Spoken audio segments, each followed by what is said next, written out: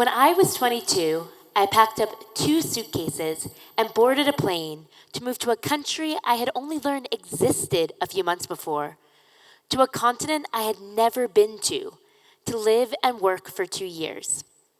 I swapped out my ballet flats for a brand new pair of Chacos, the official footwear of Peace Corps volunteers everywhere, and landed 24 hours later in the Republic of Guinea to serve as a community economic development volunteer in the Peace Corps. I was placed with an amazing host family in a community that was ready to work alongside me. I came to embrace the morning call to prayer as my new alarm clock and the soft beauty of eating dinner by candlelight. I built new skills like how to use the wax of that candle to make a base to hold it up anywhere, how to greet, bargain, and joke in susu, how to wrap and wind a t-shirt to make a flat, soft disc to make it easier to carry a bucket of water on my head back from the pump. As we said in the Peace Corps, I was bien intégré, a member of the community, and yet I was still an outsider. Each morning, I'd strap on my now well-worn chacos and walk into town to work with a local business development NGO. But I wanted to do more in my neighborhood of Canandaigua. I decided to start a village savings and loans association. I invited a few women to my host family's house and set the meeting for Sunday at 3 p.m. Nobody came.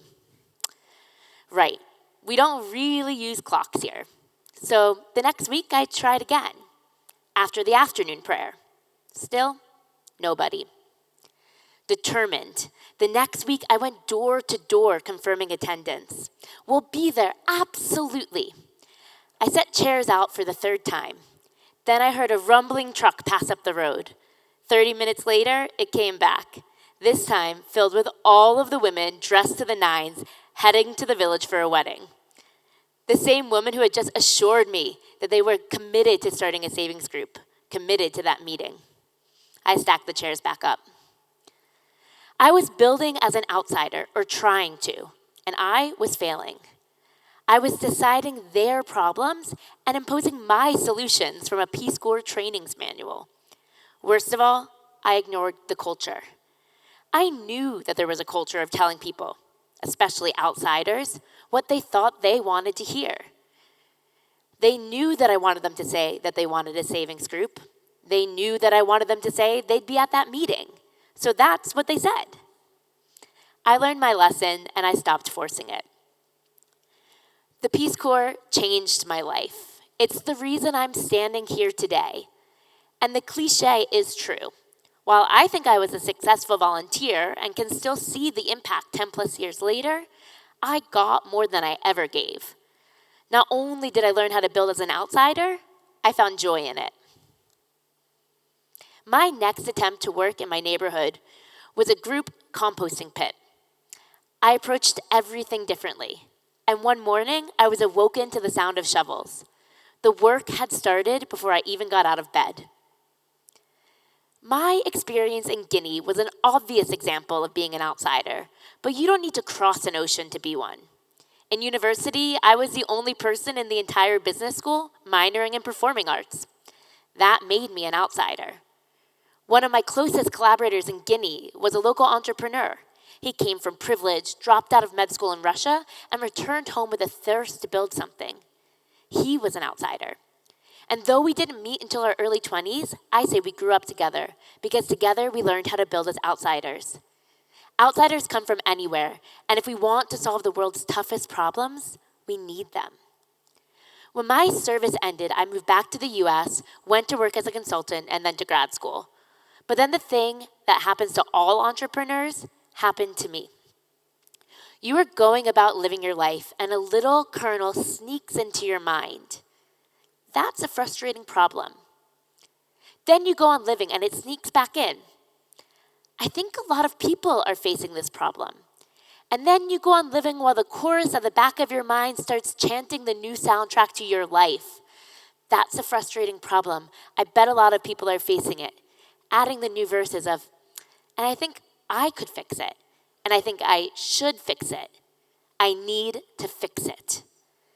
And the next thing you know, within a week of graduation, you have packed up your apartment in Boston and are back on a plane to move back to Africa, this time to Ghana, to work on solving a problem that has become your obsession.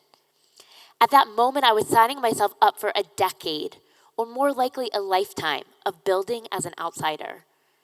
I wanted to make sure I did it right, and if I was going to spend so much time doing it, it had to be joyful. But it's not always joyful. You are the outsider, unfamiliar with the norms, yet bursting with ideas. It's easy to feel overwhelmed or even unwelcome. But here's the beauty of being an outsider. You see things differently.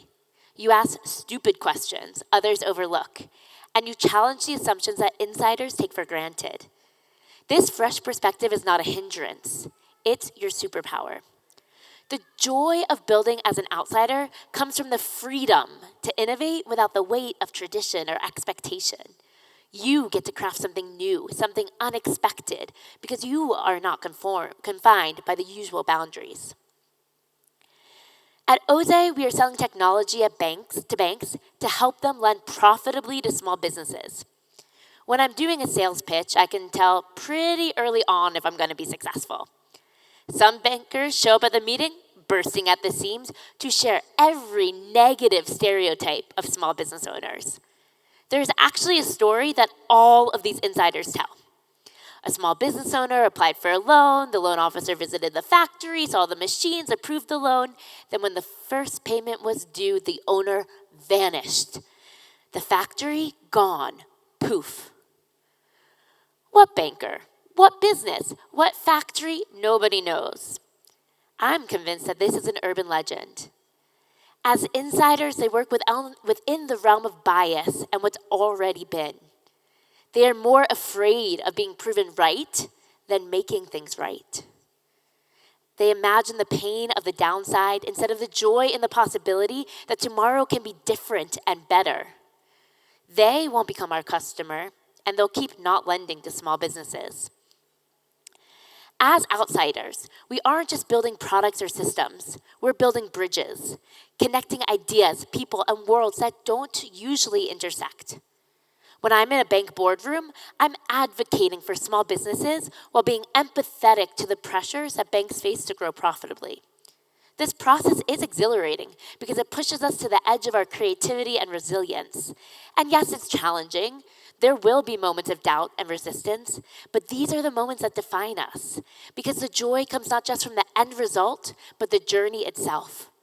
From seeing possibilities where others see obstacles, and from the knowledge that what you're building has the power to change the status quo.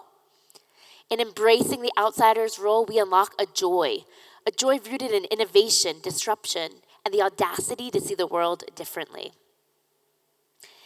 In the early days of Oze, I was very self-conscious of being an outsider. Every VC explainer talks about not just finding product market fit, but finding founder market fit. I cannot count how many times I've been asked, but why you? Sometimes with curiosity, and if I'm honest, sometimes with animosity. And here's the answer. I am an outsider, but I care like an insider.